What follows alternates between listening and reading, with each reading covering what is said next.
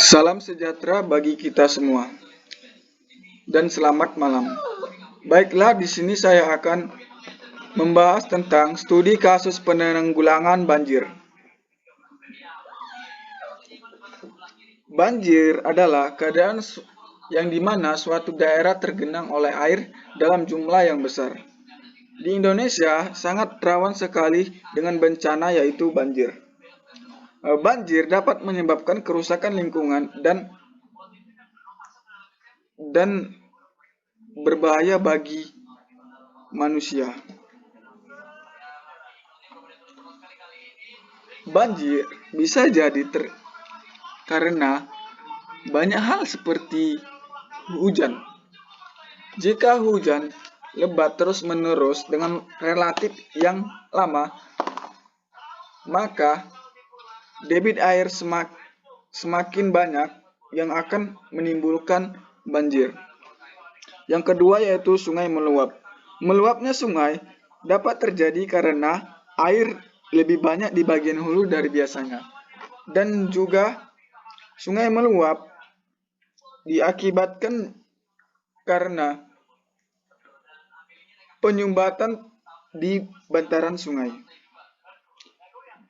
Jadi, jika terjadi penyumbatan di bantaran sungai, maka ketika hujan, air tersebut akan meluap karena sudah tertahan oleh sampah tadi. Yang ketiga yaitu kerusakan bendungan. Apabila debit air terlalu besar, lama-kelamaan air yang tertahan bendungan akan memberikan gaya dorongan yang sangat kuat sehingga akan mengalami kerusakan, bahkan terjadi kerobohan pada bendungan. Jadi semakin besar air yang tertahan oleh bendungan akan mengeluarkan air sedikit dengan debitnya sedikit, sedangkan air yang tertahan semakin banyak. Maka ketika kita tidak mendirikan bangunan bendungan yang tidak kokoh, maka terjadilah kerobohan yang menimbulkan banjir. Yang keempat yaitu penyumbatan drainase. Saluran drainase adalah salah satu sarana dan prasarana dasar di kota yang cukup penting. Sebab jika terjadi penyumbatan drainase, maka pemukiman akan tergenang oleh air. Penyumbatan drainase merupakan salah satu penyebabnya banjir. Jadi jika kita tidak melakukan pengurukan jaringan drainase, maka air yang akan tidak bisa maka air akan tertahan oleh sampah-sampah yang ada di drainase. Berdasarkan faktor penyebab banjir terjadi menjadi dua, yaitu faktor dari alam dan faktor dari manusia. Berdasarkan faktor alam, hujan deras yang terus-menerus sehingga dapat menimbulkan kebanjiran. Jadi, jika hujan terus-menerus, maka debit air akan semakin besar yang akan menimbulkan kebanjiran. Yang kedua yaitu berdasarkan faktor manusia. Yang pertama yaitu membuang sampah sembarangan. Perlu kita ketahui, sampah sangat sulit terurai. Bahkan 20 tahun kemudian akan terurai. Jadi jika sampah menumpuk, maka terjadilah penyumbatan di bantaran sungai, sehingga akan menyebabkan meluapnya air yang ada di sungai yang akan menyebar ke pemukiman. Yang kedua yaitu penebangan hutan secara liar. Apa hubungannya penebangan hutan secara liar dengan banjir. Jadi, pohon adalah merupakan salah satu yang penting bagi bagi pencegahan banjir. Karena akar pohon akan menyerap air,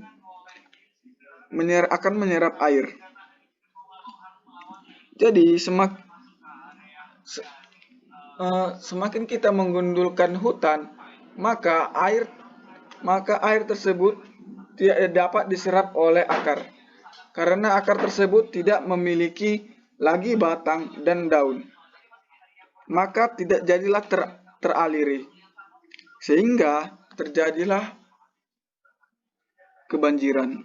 Yang ketiga yaitu mendirikan pemukiman di pinggir sungai. Banyak sekali di perkotaan yang sudah mendirikan pemukiman di bantaran sungai. Jadi jika terus-menerus pemukiman berada di bantaran sungai, maka air tersebut akan menyumbat karena pemukiman tersebut. Jadi ketika datangnya hujan yang lebat, maka air tersebut akan tertahan oleh pemukiman tersebut.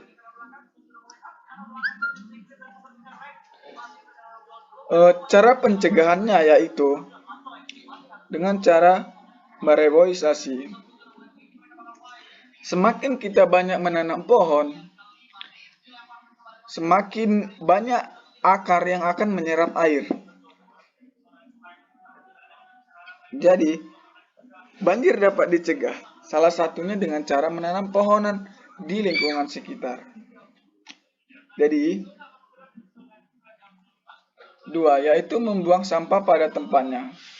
Perlu kita ketahui bahwa sampah dibuang sembarangan merupakan salah satu pemicu terjadinya banjir.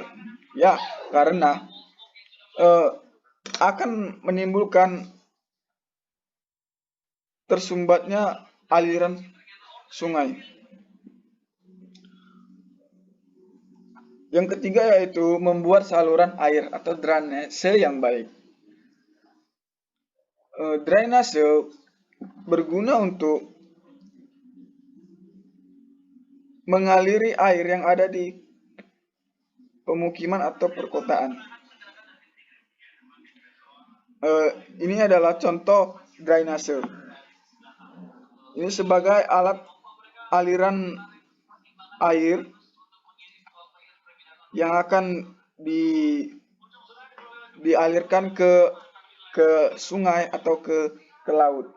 Dan ini adalah pipa pembuangan dari toilet, sinks, dan lain-lain. Yang keempat yaitu mendirikan bendungan. Salah satu pencegah banjir yaitu mendirikan bendungan. Keberadaan bendungan tidak hanya mampu mencegah terjadinya banjir, namun juga dapat digunakan untuk pengairan irigasi, tempat serta pembangkit listrik. Seperti yang kita tahu yaitu waduk. Bentuk bendungan dengan tembok yang besar memang dirancang untuk mencegah air meluap ke daerah-daerah yang ada di sekitarnya. Tapi semakin kita kuat membuat bendungan yang kuat, aman, maka resiko kebanjiran akan sedikit. Dan begitu juga sebaliknya. Yang kelima yaitu pendalaman sungai. Pendalaman sungai merupakan upaya untuk mencegah banjir. Pendalaman sungai dilakukan dengan mengeruk lumpur dan juga kotoran yang terdapat di dasar sungai. Tidak hanya mampu mengalirkan banyak air, namun juga menampung dan mengalirkan air dalam jumlah yang banyak. maka langkah yang paling tepat adalah melakukan pendalaman sungai. 6 yaitu membuat lubang biopori. Lubang biopori merupakan teknologi yang tepat guna dan juga ramah lingkungan dalam mengatasi banjir. Lubang biopori dapat mengatasi banjir dengan cara meningkatkan daya resapan air. Lubang biopori ini sering dibuat di depan rumah. Jadi, kita cukup membuat lubang di tanah dengan menggunakan bor tanah. Jadi, semakin banyak di perkotaan atau di pemukiman setiap rumah ada lubang biopori, maka resiko kebanjiran akan sedikit. Yang ketujuh yaitu membuat sumur resapan. Membuat sumur resapan sama dengan tadi membuat lubang biopori. Hanya saja sumur resapan ini terlihat cukup besar. Sumur resapan merupakan sarana untuk penampungan air hujan yang meresapkan ke dalam tanah. Jadi ketika hujan datang, maka air tersebut akan jatuh ke dalam sumur resapan tersebut, sehingga tanah yang berada di sumur resapan tersebut akan mengisap air tersebut, menyerap air tersebut. Ini kurang lebih. Penanggulangan banjir dapat diantisipasi. Cara efektif, efisien, ekonomis disertai penanggulangan banjir. Efektif yaitu pencapaian sebuah tujuan secara maksimal dari apa yang telah diharapkan sebelum tanpa memikirkan biaya dan energi. Efisien yaitu suatu proses pekerjaan yang hemat tenaga, waktu, dan biaya untuk mendapatkan hasil yang maksimal. Lebih tepatnya hemat tenaga dan waktu biaya.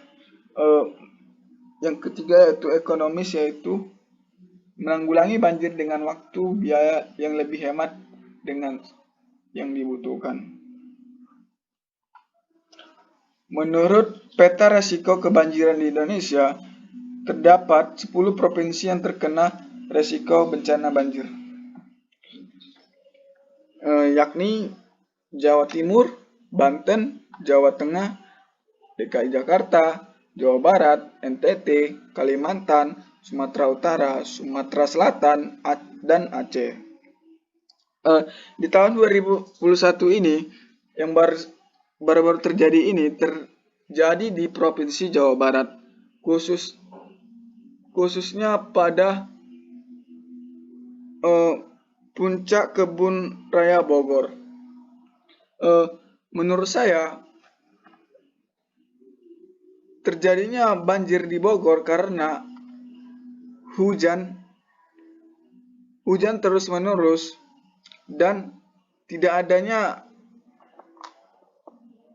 pepohonan yang menyerap air tersebut karena sudah digunduli. Maka akar pepohonan tersebut tidak bisa menyerap air.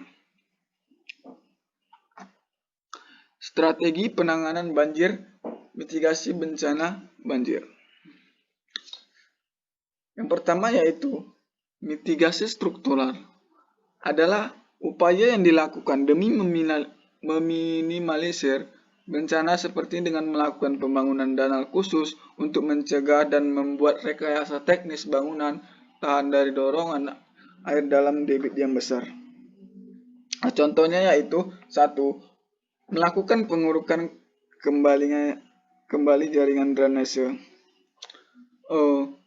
Jika terjadi penyumbatan di drainase tadi, maka risiko kebanjiran cukup besar. Nah, sebelum penyumbatan drainase, maka kita harus melakukan pengurukan kembali jaringan drainase. Yang kedua yaitu melakukan pembangunan tanggul. sesuai standar potongan penampang melintang tanggul dengan tinggi 3 meter sesuai SNI. Perencanaan teknis bangunan tanggul sungai.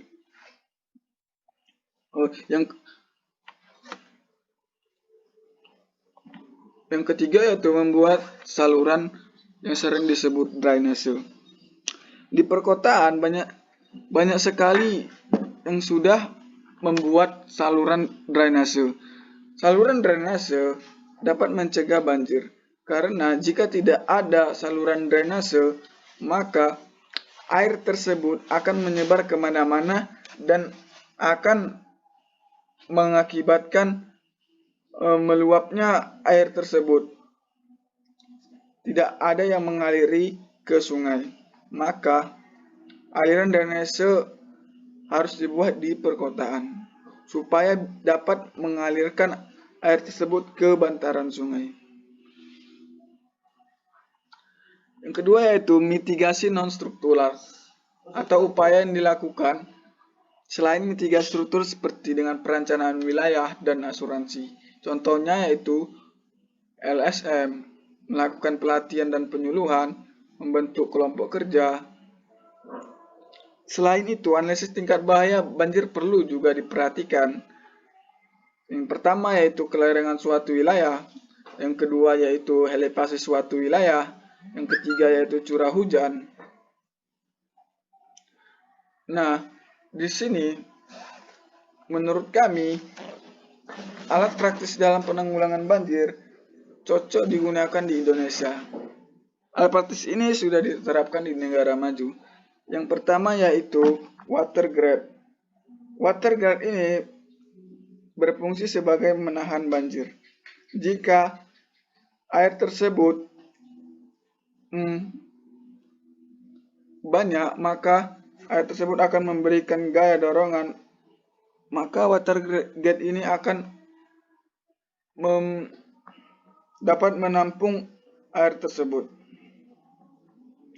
Yang kedua yaitu WIPP, merupakan sebuah tabung yang panjang dengan struktur penyangga internal yang dibuat dari polister berlapis vinil panjang. Sehingga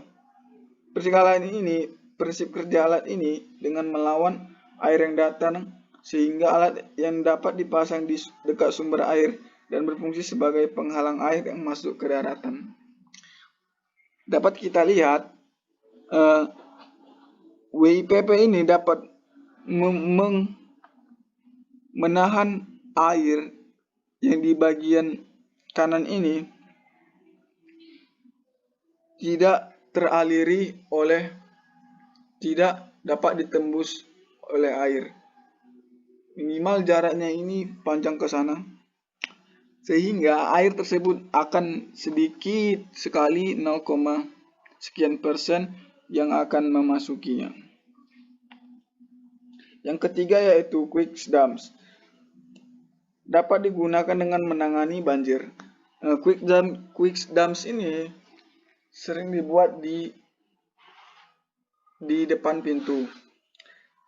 Quick dam ini sama seperti WIPP tadi, cuman quick dam ini agak terlihat terkecil dan fungsinya juga sama. Yang keempat yaitu flood blocks. Flood blocks ini merupakan penanggulangan di pinggir pantai, bukan di pemukiman. Yang kelima yaitu aqua box block door. Aqua box block door ini dapat dipasang di depan pintu rumah atau bangunan komersil lainnya. Jadi, di Indonesia teridentifikasi sebagai negara rawan banjir. Tidak bisa dipungkiri karena beberapa tahun ini banjir memang sering terjadi, khususnya di daerah 10 provinsi tadi. Setiap musim penghujan tiba, daerah Indonesia dihadapkan dengan masalah adanya banjir. Keadaan yang seperti ini akan sangat mengganggu perkembangan negara Indonesia. Selain dari itu, akan mengakibatkan ketidaknyamanan dan mengganggu aktivitas sehingga akan mengganggu pertumbuhan kota, kerusakan lingkungan, bahkan dengan kegangguan perekonomian. Jadi, kesimpulannya itu bahwa pada umumnya banjir dapat dicegah dan ditanggulangi kembali dengan melakukan upaya tertentu yang telah diselidiki sebelumnya. Hendaknya kita selalu bisa melakukan upaya tersebut, karena bencana banjir merupakan bencana yang sangat berbahaya dan merugikan terhadap manusia. Sarannya itu, mari melakukan segala upaya yang dapat menanggulangi banjir dan ikut serta di dalamnya. Contohnya yaitu mereboisasi, tidak mendirikan pemukiman di pinggir sungai, membuang sampah pada tempatnya, dan ikut serta dalam pengerukan jaringan drainase, membuat drainase, dan tidak menebang pohon sembarangan. Bahkan dianjurkan memakai alat-alat praktis yang sudah diterapkan di negara maju. Mengapa kita harus memakai itu? Karena selain dapat mencegah banjir, alat-alat praktis itu sangat mudah dipakai. Jadi ketika ada tanda-tanda banjir, maka alat-alat praktis tadi siap sedia untuk dipasang dengan cepat. Baiklah, itu saja yang saya sampaikan. Lebih dan kurang saya mohon maaf. Saya ucapkan sekian dan terima kasih.